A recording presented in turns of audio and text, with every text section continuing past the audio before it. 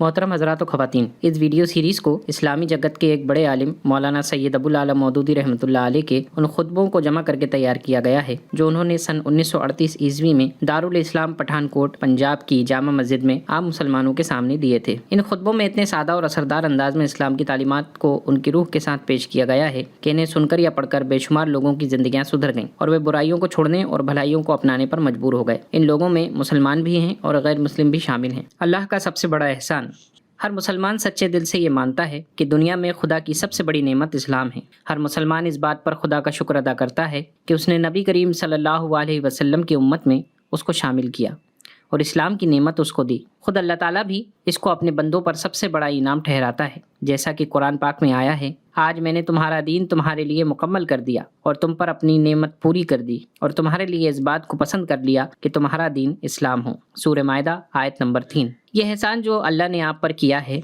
उसका हक अदा करना आप पर फर्ज है, क्योंकि जो आदमी किसी के एहसान का हक अदा नहीं करता वह एहसान फरामोश होता है। और सबसे बदतर एहसान फरामोशी यह है कि इंसान अपने खुदा के एहसान को भूल जाए। अब आप पूछेंगे कि खुदा के एहसान का हक किस तरह अदा किया जा सकता है। मैं इसके जवाब में कहूँगा कि जब खुदा ने आपको हज़रत मोहम्मद सल्लल्लाहु अलैहि वसल्लम की उम्मत में शामिल किया है तो उसके इस एहसान का सही शुक्र यही है कि आप मोहम्मद सल्लल्लाहु अलैहि वसल्लम की पूरी पैरवी करें। जब खुदा ने आपको मुसलमानों की मिल्लत में शामिल किया है तो उसकी इस मेहरबानी का हक आप इस तरह अदा कर सकते हैं कि आप पूरे मुसलमान बने। इसके सिवा खुदा के इतने बड़े एहसान का हक आप और किस तरह अदा कर सकते हैं। और यह हक अगर आपने अदा नहीं किया तो जितना बड़ा खुदा का एहसान है उतना ही बड़ा उसकी एहसान फरामोशी का बवाल भी होगा। खुदा हम सबको इस बवाल से बचाए, आमीन। मुसलमान बनने के लिए पहला कदम। इसके बाद आप दूसरा सवाल करेंगे कि आदमी पूरा मुसलमान किस तरह बन सकता है। इसका जवाब बहुत तफसील यानी फैलाव चाहता है और आइंदा की सीरीज़ में इसी का एक एक हिस्सा आपके सामने खोल खोल कर बयान किया जाएगा।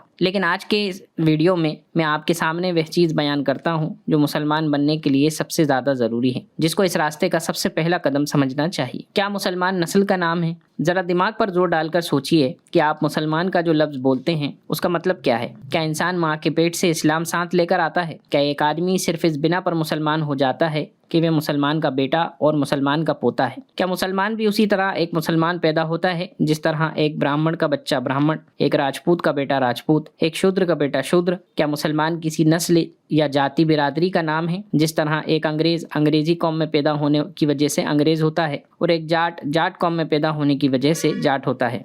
उसी तरह एक मुसलमान सिर्फ इस वजह से मुसलमान है कि वे मुसलमान नाम की कौम में पैदा हुआ है। ये सवाल जो मैं आपसे पूछ रहा हूँ इनका आप क्या जवाब देंगे? आप यही कहेंगे ना कि नहीं साहब, मुसलमान इसको नहीं कहते। मुसलमान नस्ल की वजह से मुसलमान नहीं होता बल्कि इस्लाम को अपनाने से मुसलमान बनता है, और अगर वह इस्लाम को छोड़ दे तो मुसलमान नहीं रहता। एक आदमी चाहे ब्राह्मण हो या राजपूत, अंग्रेज हो या जाट, पंजाबी हो या हबशी, जब उसने इस्लाम कबूल किया तो मुसलमानों में शामिल हो जाएगा। और अगर एक आदमी जो मुसलमान के घर में पैदा हुआ है अगर वह इस्लाम की पैरवी छोड़ दे तो वह मुसलमानों की जमात से निकल जाएगा, चाहे वह सैयद का बेटा हो या पठान का। क्यों भाइयों, आप मेरे सवाल का यही जवाब देंगे ना? अच्छा, तो अब खुद आप ही के जवाब से ये बात मालूम हो गई कि खुदा के यहाँ सबसे बड़ी नेमत यानी मुसलमान होने की नेमत जो आपको मिली हुई है वे कोई नस्ली चीज़ नहीं है कि माँ बाप से विरासत में खुद ब खुद आपको मिल जाए और खुद ब खुद सारी उम्र आपके साथ लगी रहे, चाहे आप इसकी पैरवी करें या ना करें। बल्कि ये ऐसी नेमत है कि इसके हासिल करने के लिए खुद आपकी कोशिश शर्त है। अगर आप कोशिश करके इसे हासिल करें तो ये आपको मिल सकती है, और अगर आप इसकी पैरवी ना करें तो ये आपसे छिन भी सकती है। अल्लाह बचाए। इस्लाम लाने का मतलब।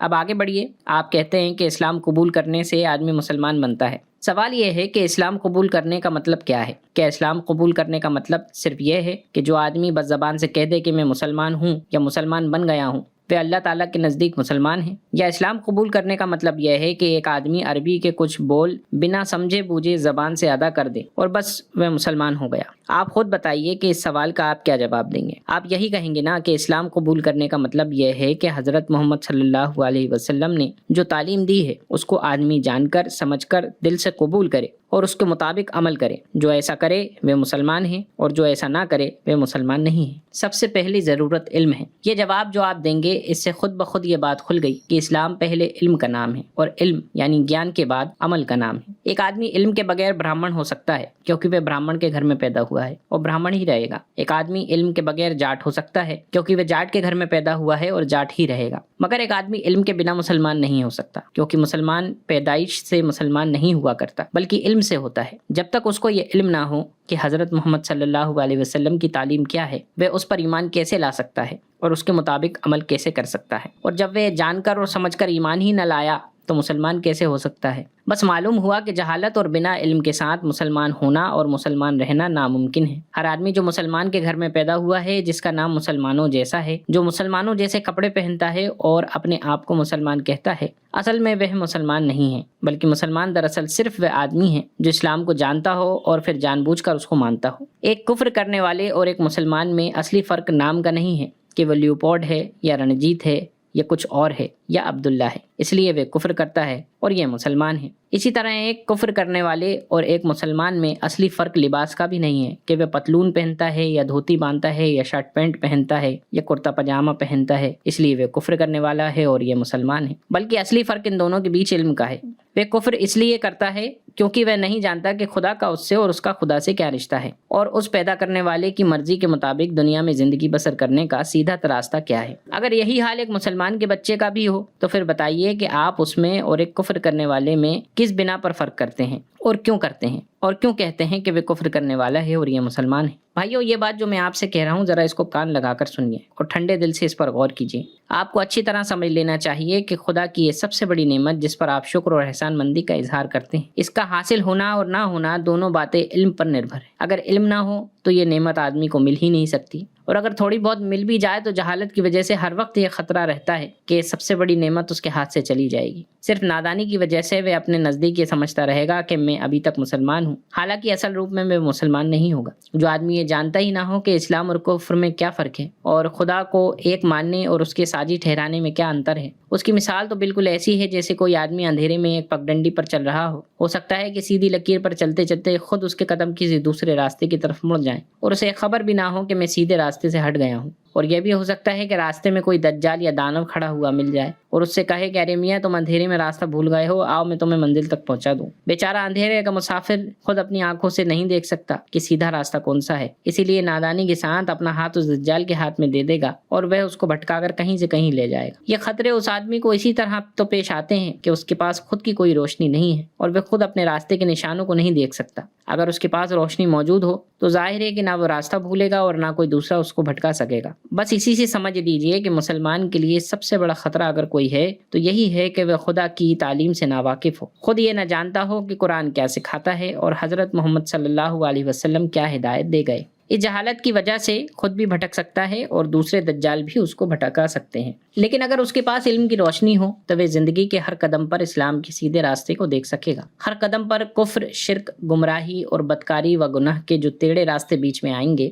ان کو پہچان کر ان سے بچ سکے گا، اور جو کوئی راستے میں اس کو بہکانے والا ملے گا تو اس کی دو چار باتیں ہی سن کر وہ سمجھ جائے گا کہ یہ بہکانے والا آدمی ہے، اس کی پیروی نہیں کرنی چاہیے۔ علم کی اہمیت، بھائیوں، یہ علم جس کی ضرورت میں آپ سے بیان کر رہا ہوں، اس پر آپ کے اور آپ کی اولاد کے مسلمان ہونے اور مسلمان رہنے کا دار و مدار ہے۔ یہ کوئی معمولی چیز نہیں ہے کہ اس سے بے پرواہی کی جائے۔ آپ اپنی کھیتی باڑی کے کام میں غفلت نہیں کرتے، اپنی فصلوں کو پانی دینے اور ان کی دیکھ بھال کرنے میں غفلت نہیں کرتے، اپنے مویشیوں کو چارہ دینے میں غفلت نہیں کرتے، اپنے پیشے کے کاموں میں غفلت نہیں کرتے، صرف اس لیے کہ اگر غفلت کریں گے تو بھوکے مر جائیں گے اور جان جیسی پیاری چیز چلی جائے گی۔ پھر مجھے بتائیے کہ اس علم کے حاصل کرنے میں غفلت کیوں کرتے ہیں جس پر آپ کے مسلمان بننے اور مسلمان رہنے کا دار و مدار ہے؟ کیا اس میں یہ خطرہ نہیں ہے کہ ایمان جیسی پیاری چیز چلی جائے گی؟ کیا ایمان جان سے زیادہ پیاری چیز نہیں ہے؟ آپ جان کا بچاؤ کرنے والی چیزوں کے لیے تو جتنا وقت اور جتنی محنت خرچ کرتے ہیں، کیا اس وقت اور محنت کا 10واں حصہ بھی ایمان کا بچاؤ کرنے والی چیزوں کے لیے کرتے ہیں؟ میں آپ سے یہ نہیں کہتا کہ آپ میں سے ہر ایک آدمی مولوی بنے، بڑی بڑی کتابیں پڑھے اور اپنی عمر کے 10-12 سال پڑھنے میں لگا دیں۔ مسلمان بننے کے لیے اتنا پڑھنے کی ضرورت نہیں ہے۔ میں صرف یہ چاہتا ہوں کہ آپ میں سے ہر آدمی